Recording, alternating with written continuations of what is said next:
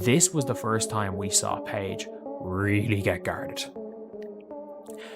This is where we saw what is going to happen in year 2. This is the scout report that needs to be out there on Paige Bueckers once the Dallas Wings get good, because Dallas Wings are going to get good at some stage in her career. This was the game where I'm like, it's a little bit different, huh? It's a little bit different out here when you get Caitlin Clark treatment. It ain't so easy peasy getting to play one-on-one, getting to just do your thing how you want to do it, when you want to do it. Paige Bueckers got the Caitlin Clark treatment for one game, and Up Divas Kat Engelbert is breathing a sigh of relief. Her pretend friends in the mainstream media, they are trying to crown a new star. If the media has it their way, this could potentially be the new face of pretend basketball. And it's not just the woke media. There are even some in conservative media who are voluntarily biting into the shit sandwich. Headline at Outkick: "No Caitlin, no problem. Paige Bueckers can save the WNBA season." The hype train just got derailed in spectacular fashion because last night the mask finally slipped off Paige Bueckers and the illusion came crashing down. For months, we've been spoon-fed this narrative that she's the next Caitlin Clark, the chosen one, the future of the league, but under the bright lights and against real defense, the truth was exposed. This wasn't just a rough game, it was a complete dismantling of the myth, a reality check so brutal it silenced every talking head who tried to crown her too early.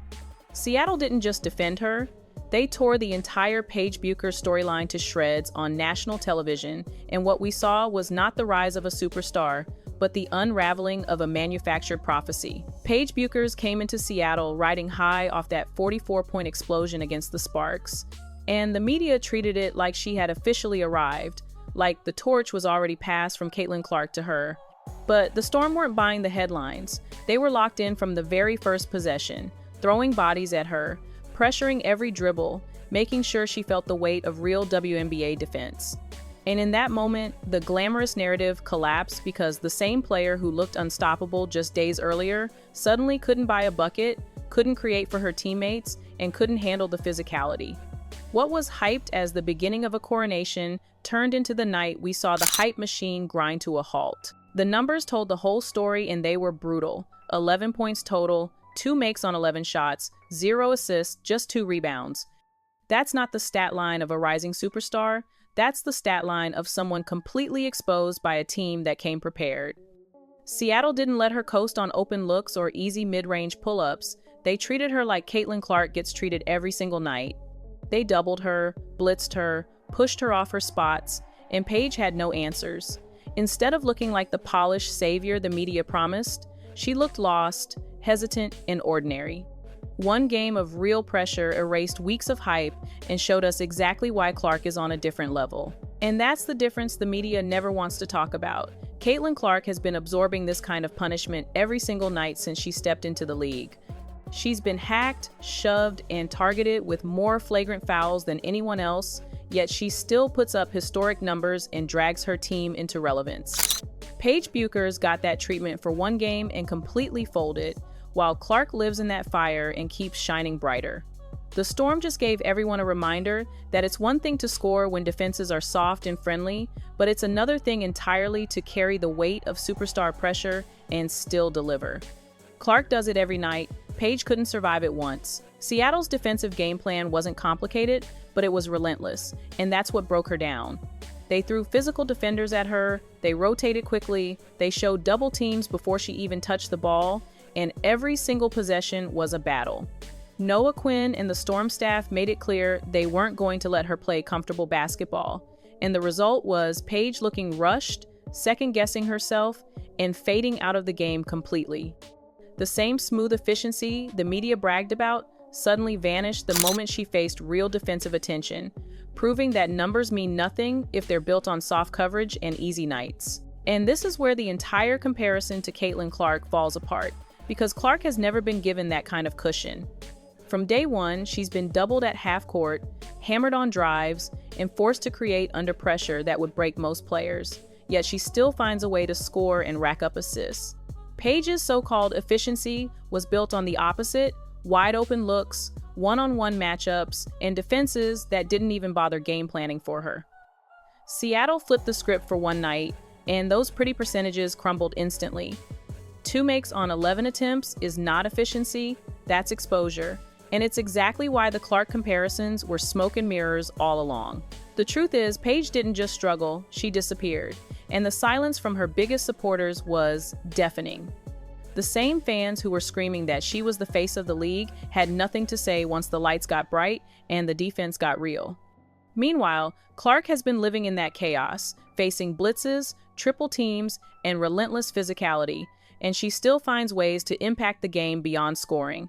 Paige, 0 assists, 0 playmaking, 0 impact when her shot wasn't falling. That's the difference between hype and reality, between a player built by the media and a player who built the league with her own game. What Seattle really did was hand the entire league a blueprint, a step-by-step manual on how to shut Paige down. Brittany Sykes set the tone with relentless on-ball pressure. Gabby Williams and Skylar Diggins threw constant help, and every rotation was sharp and punishing. They treated her like a superstar, and she couldn't handle it for a single quarter, let alone an entire game. And while that formula worked to perfection against Paige, teams have been trying those same schemes on Caitlin Clark since the day she debuted, and she still breaks them down night after night. That's the gulf between them. One crumbles under the pressure, the other thrives in it. And the most damning part of all this is that even with the hype machine behind her, even with the so-called historic numbers, Paige hasn't moved the needle for her team or the league. The Dallas Wings are buried at the bottom, out of playoff contention, while Clark took the Indiana Fever from irrelevant to must-see television, filling arenas and breaking records along the way. Paige couldn't even survive one night of real defensive pressure, and that's why this entire narrative collapses. She was painted as the heir to the throne, but the moment reality showed up, the throne vanished under her. Clark is the reason people watch, Clark is the reason the league is relevant, and no media storyline can change that truth. At the end of the day, this isn't just about one bad game, it's about the myth finally colliding with reality. For months, the media tried to convince fans that Paige Bueckers was not only equal to Caitlin Clark, but somehow better, more polished, more efficient, the rightful heir to the spotlight. But the 22nd of August exposed the truth. Against soft defenses, she can shine. But the moment she faced real superstar treatment, she vanished. And that's not what leaders of a league are made of. Clark didn't get a grace period. She didn't get the kid gloves. She was thrown straight into the fire and still managed to carry her team, her city, and in many ways, the entire WNBA on her back. That's the difference between hype and greatness. Hype crumbles under pressure, greatness thrives in it. Paige had her red carpet moment, and it ended in disaster. Clark, on the other hand, keeps writing history with every game she plays.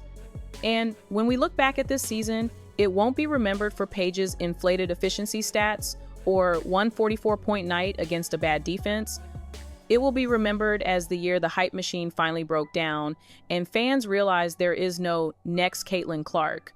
There is only Caitlin Clark, the generational player who changed the game, lifted the league, and left every so-called rival standing in her shadow. The Paige Bueckers storyline was built on smoke, mirrors, and headlines, desperate for a new savior. One hot shooting night against the Sparks turned into weeks of manufactured hype, but Seattle shredded that illusion in less than 4 quarters. 11 points, 2 made shots, no assists, that's not superstardom, that's exposure. And now, the truth is impossible to ignore, because the real face of the WNBA, the real standard of greatness, has been right in front of us this whole time. Caitlin Clark has dealt with everything the league could throw at her. The hits, the fouls, the double teams, the hostile crowds, the pressure of carrying a franchise that was once a bottom feeder, and she hasn't just survived it, she's thrived in it. She's filled arenas coast to coast, broken ratings records, turned casual fans into diehards, and forced the league into the mainstream conversation. That's impact. That's legacy. Paige Bueckers got her first taste of that world, and she folded like it was too heavy to carry. That's not a knock on her talent, but it's a reminder that hype is fragile while greatness is proven. The Wings are still irrelevant, sitting near the bottom of the standings, while Clark's Fever have become the hottest ticket in basketball. That contrast tells you everything.